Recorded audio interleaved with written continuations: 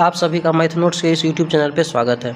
आज के क्लास में हम लोग अध्याय 8 त्रिकोणमिति का परिचय चैप्टर को देखने वाले हैं। चलिए आज का सेशन स्टार्ट करते हैं। इस चैप्टर में कुछ इंपॉर्टेंट पॉइंट है, उसको साथ में नोट डाउन करते चलेंगे, उसको समझते चलेंगे। त्रिकोणमिति का परिचय, सबसे पहले हम लोग जानेंगे कि त्रिकोणमिति होता क्या है। ठीक है, त्रिकोणमिति जो शब्द है किन किन शब्द से मिलकर के बना है। फर्स्ट पॉइंट में तो त्रिकोणमिति, इसको इंग्लिश में ट्रिगोनोमेट्री कहते हैं। त्रिकोणमिति इंग्लिश में से ट्रिगोनोमेट्री,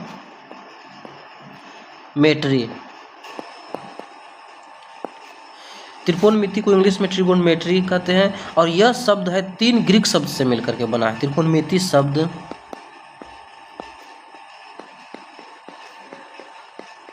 3 ग्रीक शब्दों से मिलकर बना है। 3 ग्रीक शब्दों से मिलकर बना है। अब इस त्रिकोणमिति में कौन कौन से शब्द आते हैं। सबसे पहला नंबर पे जो शब्द आएगा आपका वो है ट्राई, TRI, यानी आपका यहाँ से यहाँ तक ट्राई। ठीक है। अब इस ट्राई का मतलब क्या होता है, तो ट्राई का मतलब होता है 3।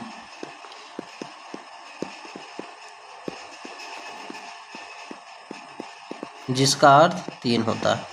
ठीक है। दूसरा जो शब्द है आपका यह है गोनिया, GONIA,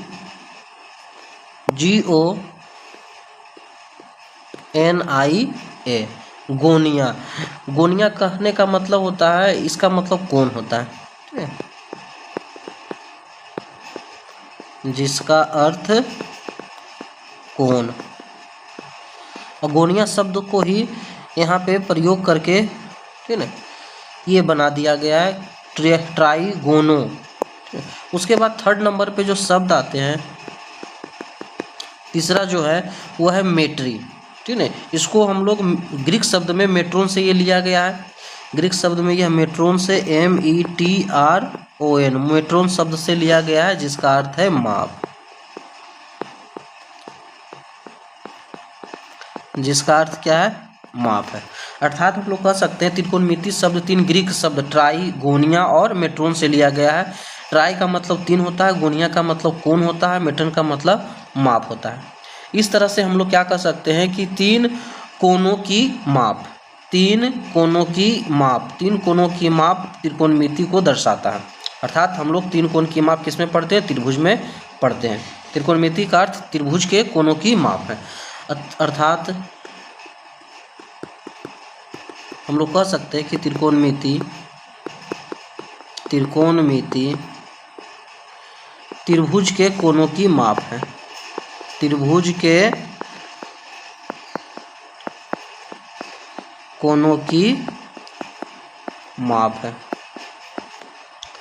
अब इस त्रिकोणमिति में हम लोग जो त्रिभुज पढ़ेंगे उसमें समकोण त्रिभुज, ठीक है, क्योंकि इसमें ऊंचाई और दूरी इन सभी का प्रयोग होता है। ठीक, तो ऊंचाई और दूरी, जब भी किसी वस्तु का ऊंचाई ज्ञात करना रहता है, उस वस्तु का किसी चीज़ से दूरी ज्ञात करना रहता है, तो हम उसे परपेंडिकुलर मापते हैं। मान लेते हैं यहाँ पे कोई वस्तु खड़ा है, ठीक है ना, और ये कोई टावर है। ठीक है, अब इससे ये कितना दूर है, तो इसकी दूरी निकालने के लिए हम लोग सीधे यहाँ पे परपेंडिकुलर ड्रॉ करेंगे, तभी हम लोग इसका दूरी हम लोग ज्ञात कर सकते हैं सीधे। ठीक है, तो त्रिकोणमिति जो है अधिकांशतः जो इस पे प्रश्न जो रहते हैं, सभी प्रश्न जो रहते हैं समकोण त्रिभुज पर आधारित ये होते हैं।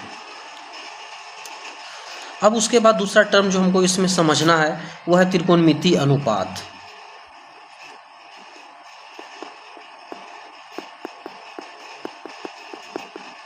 त्रिकोणमिति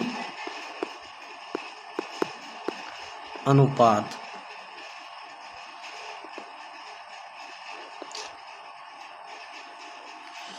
त्रिकोणमिति अनुपात क्या होता है, ठीक है ना। तो त्रिभुज में, यानी अर्थात समकोण त्रिभुज में भुजा का जो अनुपात उसके कोण के अनुसार, ठीक है ना, कोण के सापेक्ष में उसके भुजाओं का जो अनुपात है उसे ही हम लोग त्रिकोणमिति अनुपात कहेंगे। और समकोण त्रिभुज में यह कोण न्यून कोण, ये समकोण होता है और बाकी जो दोनों कोण होता है न्यून कोण होता है। तो यदि इस कोण को हम लोग थीटा मान ले, तो इस थीटा कोण के सापेक्ष में कोण का भुजा का अनुपात क्या है, इसे ही हम लोग त्रिकोणमिति अनुपात कहेंगे। और इसमें जितने भी क्वेश्चन आते हैं वो इसके न्यून कोण पर ही आधारित रहता है। अर्थात हम लोग त्रिकोणमिति अनुपात का मतलब क्या कर सकते हैं कि समकोण त्रिभुज की भुजाओं के अनुपात, ठीक है, या फिर दूसरे शब्द में कह दें कि भुजाओं के अनुपात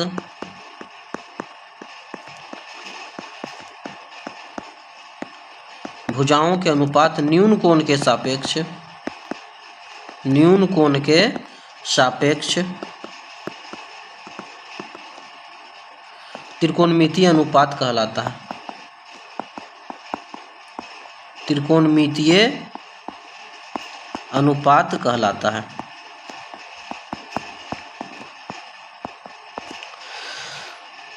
तो भुजा का अनुपात जो ज्ञात करना हमको है, और वह जो कोण भुजा होगा न्यून कोण के सापेक्ष में होगा। न्यून कोण से हम लोग तुलना कर करके भुजा का अनुपात ज्ञात करेंगे। इसे ही हम लोग त्रिकोणमितीय अनुपात हम लोग कहते हैं।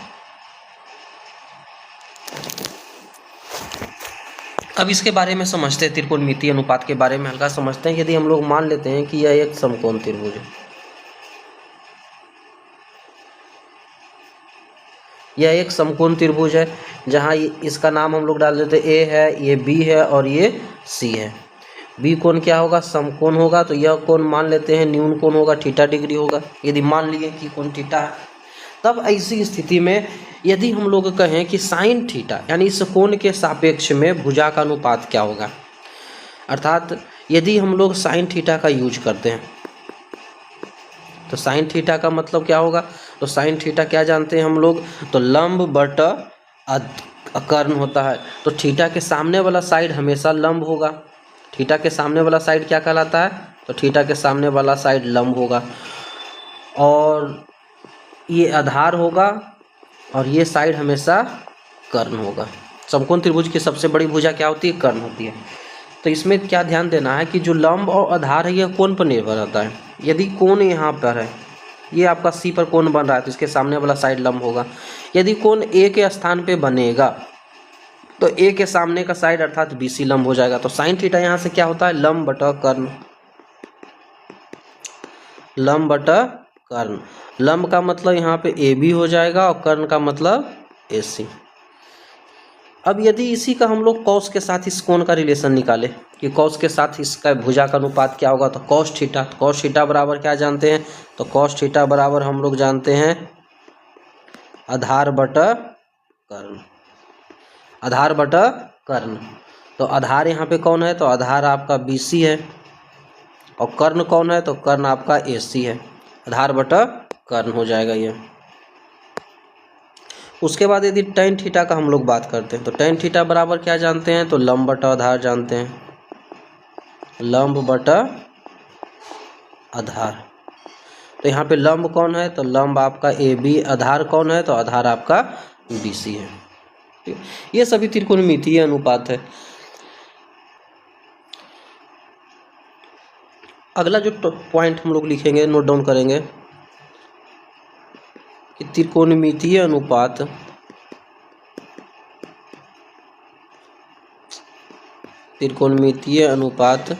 6 होते हैं। 6 होते हैं। त्रिकोणमितीय अनुपात कितने होते हैं? तो त्रिकोणमितीय अनुपात 6 होते हैं। ठीक है, 6 त्रिकोणमितीय अनुपात है। उसमें कौन कौन है? तो एक यदि आपका साइन है, एक त्रिकोणमितीय अनुपात साइन है। उसके बाद एक कॉस आपका हो गया, टैन हो गया, ठीक है, कोसेक हो गया, सेक हो गया, और एक कोट हो गया। ये 6 त्रिकोणमितीय अनुपात हैं।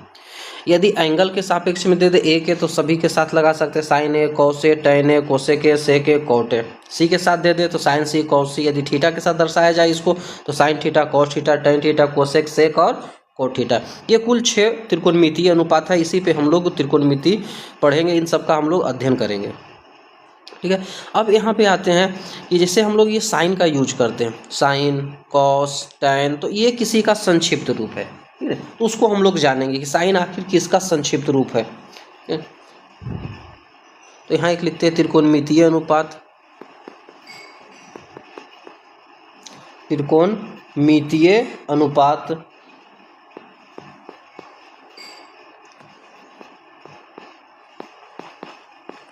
और एक कॉलम बनाएंगे हम लोग संक्षिप्त रूप, संक्षेप रूप। संक्षेप रूप। तो सबसे पहला हम लोग साइन, तो साइन जो होता है SINE, ठीक है, साइन, इसका यूज, साइन को हम लोग शॉर्ट में साइन लिखते हैं, SIN, साइन। दूसरा जो त्रिकोणमितीय अनुपात है वो है आपका, इसे मान लेते हैं ये कोसेक, क्या है, सॉरी, कोसेक। दूसरा जो त्रिकोणमितीय अनुपात है कोसाइन, ठीक है, तो इसको हम लोग शॉर्ट में क्या, तो कॉस का प्रयोग करते हैं, COS। थर्ड में आते हैं टेंजेंट, टेंजेंट, तो इसको शॉर्ट में हम लोग टेन का यूज करते हैं, ठीक है। इसके अलावा फोर्थ नंबर में आपका कोटेंजेंट मानते, कोटेंजेंट, तो ये शॉर्ट में हम लोग कॉट का यूज करेंगे। उसके बाद सेकेंड, तो इसको शॉर्ट में हम लोग सेक का यूज करते हैं। और एक जो लास्ट आपका बचा हुआ है वो है आपका कोसेकेंट, तो इसको हम लोग शॉर्ट में कोसेक का प्रयोग करते हैं।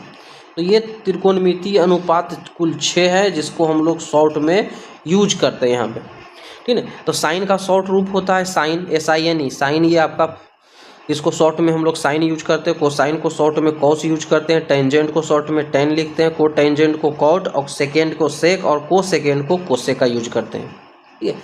यानी यहाँ पे जो साइन है इसका आगे का 3 लेटर SINE शॉर्ट में हम लोग यूज करते हैं, उसको आगे का 3, ठीक है। उसी प्रकार कोसाइन, तो आगे का 3 लेटर, उसको हम लोग शॉर्ट में कॉस। टेंजेंट है तो आगे का 3 लेटर सिर्फ टेन का यूज करते हैं। कोटेंजेंट है तो आगे का 3 लेटर कॉट का यूज करते हैं। सेकेंड है तो आगे का 3 लेटर, ठीक है।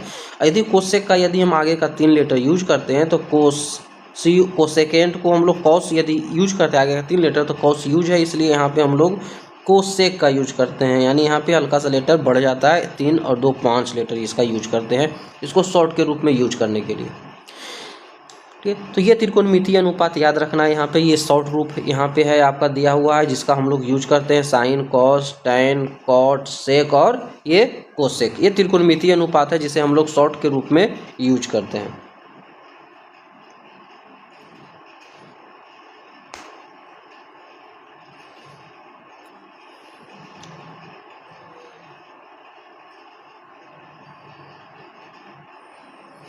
अब जो अगला पॉइंट नोट डाउन करेंगे उसको लिखिएगा साथ में।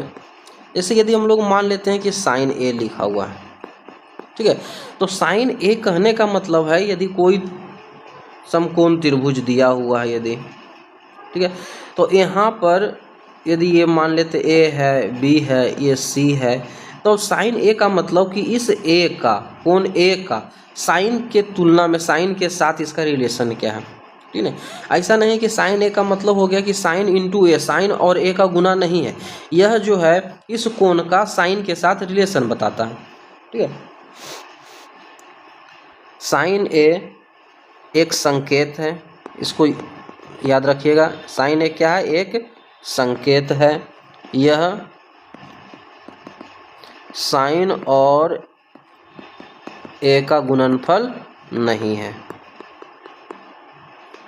गुणनफल नहीं होता है।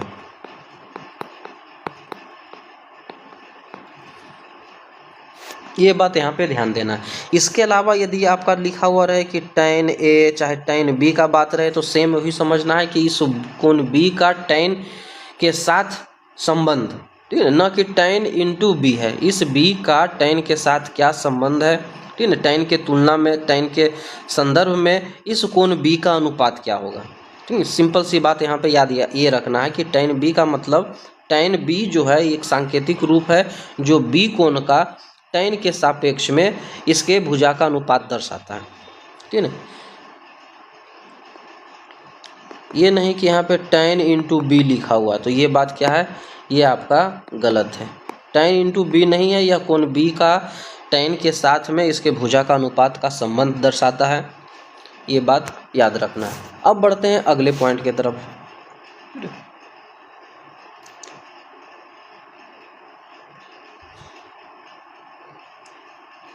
तो तो अगला जो पॉइंट याद रखने लायक है, ठीक है ना, उसको यदि हम लोग साइन थीटा के बात करते हैं यदि, ठीक है ना, ये एक सांकेतिक है, एंगल को थीटा से रिप्रेजेंट करते हैं, तो sine theta, cos theta, tan theta, ठीक है। तो ये समकोण त्रिभुज यदि मानते हैं हम लोग कि ये समकोण त्रिभुज है, यहाँ पे ये थीटा है तो थीटा के सामने जानते हैं परपेंडिकुलर होता है, ये बेस होता है और ये हाइपोटेनियस होता है।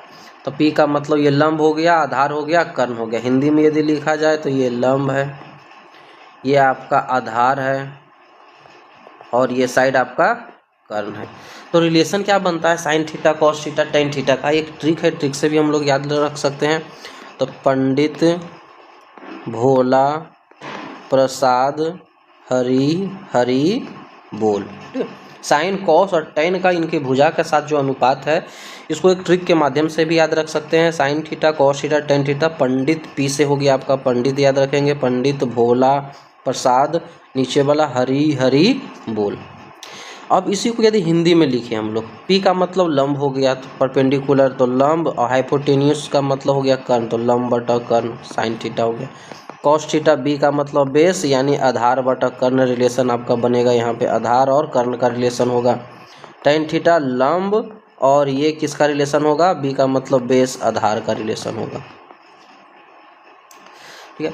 इसके अलावा साइन का जो इन्वर्स है, रेसिप्रोकल कह सकते हैं, यह है कोसेक, कोसेक थीटा, ठीक है। कॉस का क्या है? तो सेक थीटा, और टेन का क्या है? तो कॉट थीटा। तो इसका रेसिप्रोकल है, अर्थात इसका विलोम उल्टा है। तो साइन का इन्वर्स हो जाएगा एच बाई पी, ठीक है ना, एच बाई बी और बी बाई पी।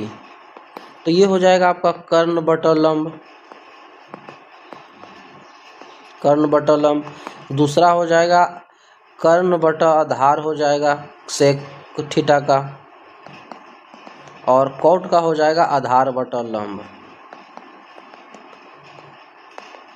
तो ये रिलेशन याद रखना है यहाँ पे, मेन रूप से यहाँ पे तीन ही याद रखना है, साइन कॉस और टेन। साइन थीटा लंब बटा कर्ण, कॉस थीटा आधार बटा कर्ण, टेन थीटा लंब बटा आधार, ठीक है। इसी का ये सभी रेसिप्रोकल है, विलोम है, उल्टा, ठीक है। साइन किसका इन्वर्स है? कोसेक का है। कॉस का इन्वर्स क्या है? तो सेक है। और टेन का इन्वर्स क्या है? तो कॉट है। इसको उलट देंगे तो आपका ये रिलेशन तैयार हो जाएगा।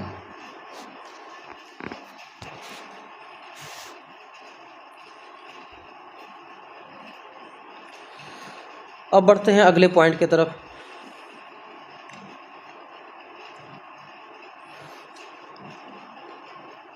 यहाँ पे लिख सकते हैं कि साइन थीटा का व्युत्क्रम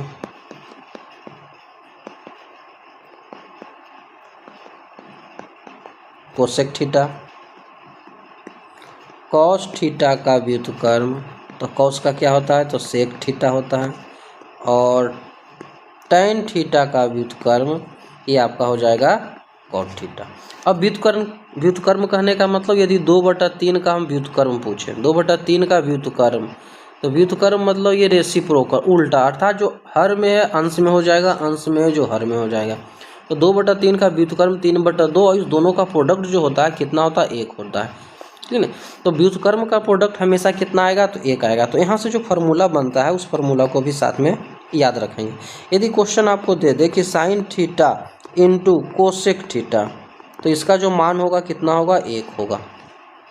उसी प्रकार कॉस थीटा और सेक थीटा, यदि इस दोनों का रिलेशन दे तो इसका मान कितना? 1 आएगा। Tan theta into cot theta, इसका यदि मान पूछा जाए तो क्या होगा? 1 होगा। यहाँ से यदि साइन थीटा हम लोग निकालते हैं तो साइन थीटा निकालेंगे, कोसेक गुना में 1 के तरफ जाएगा तो भाग में हो जाएगा 1/, कोसेक थीटा। यदि से कॉस थीटा यहाँ से वैल्यू निकालते हैं तो कॉस थीटा सेक गुना में इधर आएगा 1 के तरफ, भाग में आ जाएगा। और टेन का यदि वैल्यू निकालते हैं तो टेन थीटा बराबर क्या हो जाएगा? कॉट को इधर भेजेंगे 1 के तरफ, तो ये आपका भाग में चला आएगा क्योंकि कॉट गुना में है। उसी प्रकार यदि कोसेक का हम लोग वैल्यू निकाले, कोसेक थीटा को लिखना चाहे तो कोसेक थीटा को अकेला छोड़ेंगे तो साइन को भेजेंगे 1 के तरफ, तो 1/, साइन थीटा। सेक थीटा का यदि मान निकालेंगे हम लोग तो सेक को अकेला छोड़ेंगे तो कॉस को 1 के तरफ भेजेंगे तो 1/, कॉस थीटा। कॉट थीटा का यदि वैल्यू निकालेंगे तो 1/, tan थीटा। तो ये आपका यहाँ से फार्मूला तैयार हो गया, यानी 3 3 6 3 9 फार्मूला आपका एक है। साइन इंटू कोसेक, साइन और कोसेक एक दूसरे का इन्वर्स है, व्युत्क्रम है, और इसका प्रोडक्ट जो होता है हमेशा एक आएगा। जैसे यदि 2 बटा हम लोग मान ले 4 बटा 6 मान लेते हैं, 4 बटा मान लेते हैं 7 है, इसका रेसिप्रोकल पूछे, व्युत्क्रम पूछे तो 7 बटा 4। यदि व्युत्क्रम का गुना किया जाए तो 7 से 7 कैंसिल, 4 से 4 कैंसिल होगा, अर्थात मान 1 आएगा। तो साइन का व्युत्क्रम क्या है, तो कोसेक है। साइन का व्युत्क्रम क्या है, कोसेक। कॉस का क्या होता है, सेक होता है। टेन का क्या होता है, कोट होता है। तो दोनों का यदि गुना करेंगे तो प्रोडक्ट क्या आएगा, 1 आएगा। तो यहाँ से यदि हम लोग साइन निकालेंगे तो कोसेक को यदि हम लोग 1 की तरफ भेजेंगे तो 1 की तरफ भेजेंगे तो ये आपका भाग में आ जाएगा। ठीक है, तो इस प्रकार से आपका फॉर्मूला यहाँ पे तैयार हो जाएगा।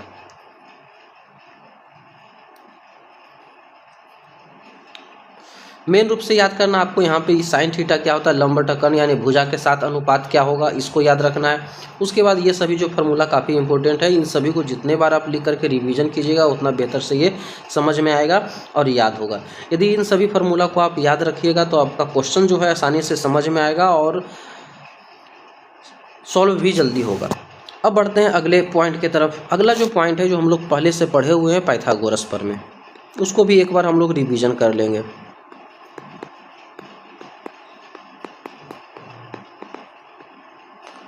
पाइथागोरस प्रमेय, तो यह जो होता है समकोण त्रिभुज पे लागू होता है पाइथागोरस प्रमेय। ठीक है ना, यदि कोई समकोण त्रिभुज है तो इसमें सबसे बड़ी भुजा का जो वर्ग होगा, सबसे बड़ी भुजा वर्ग अन्य दो भुजा के वर्ग के योगफल के बराबर है।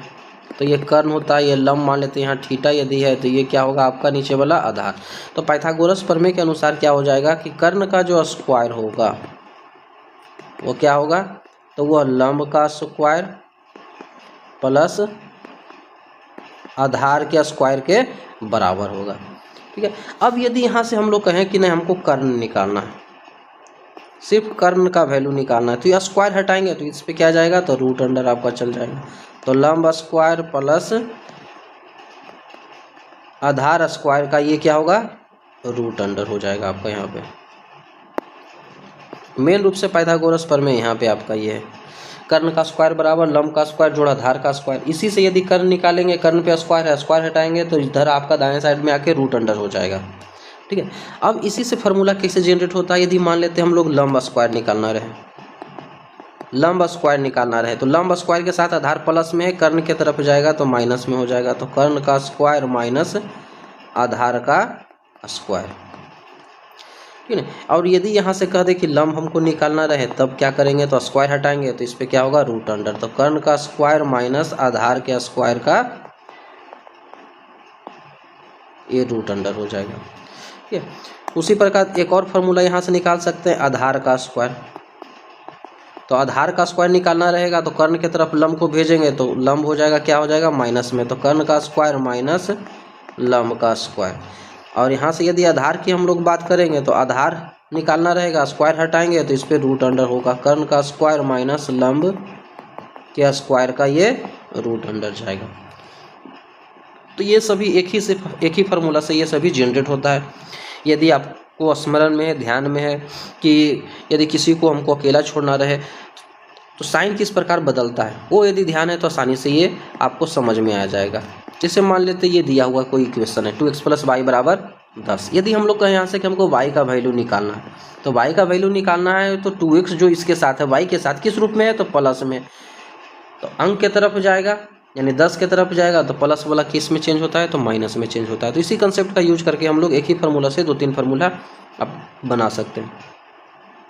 पाइथागोरस प्रमेय हमेशा समकोण त्रिभुज पे लागू होता है। इसमें जो सबसे बड़ी भुजा का वर्ग होता है अन्य दो भुजा के वर्ग के योगफल के बराबर है, अर्थात कर्ण का स्क्वायर बराबर लंब का स्क्वायर जोड़ आधार का स्क्वायर।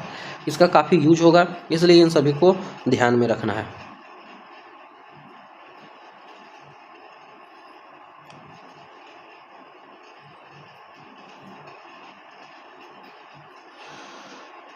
अगला कुछ पॉइंट है जिसे समझते हैं हम लोग।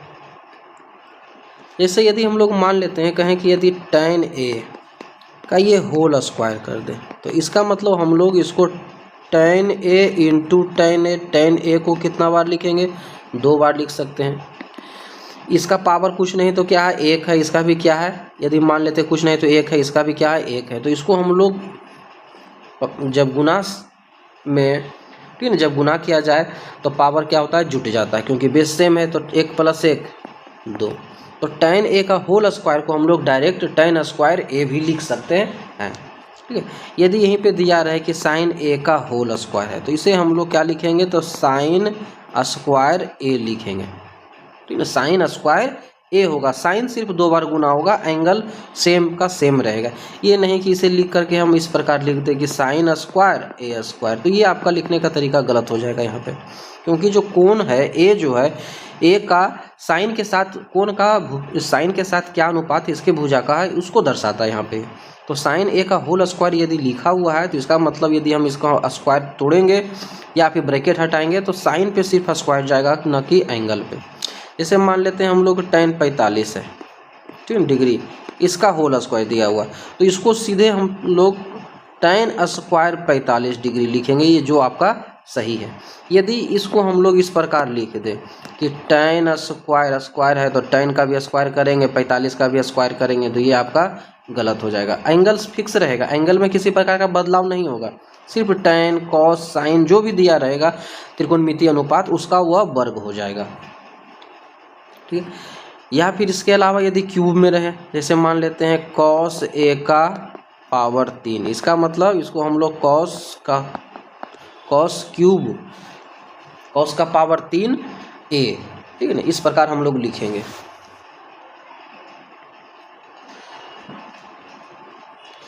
तब तक इन सभी पॉइंट जो लिखाए हैं इससे आप रिवीजन कीजिए, जितने फार्मूले हैं यहाँ पे अभी हैं उसको स्मरण रखें। इसके बाद जो नेक्स्ट जो क्लास होगा इन सभी फार्मूले पे आधारित होगा, जो जितना फार्मूला आपको स्मरण में रहेगा उतना वो टॉपिक है जो बेहतर समझ में आएगा।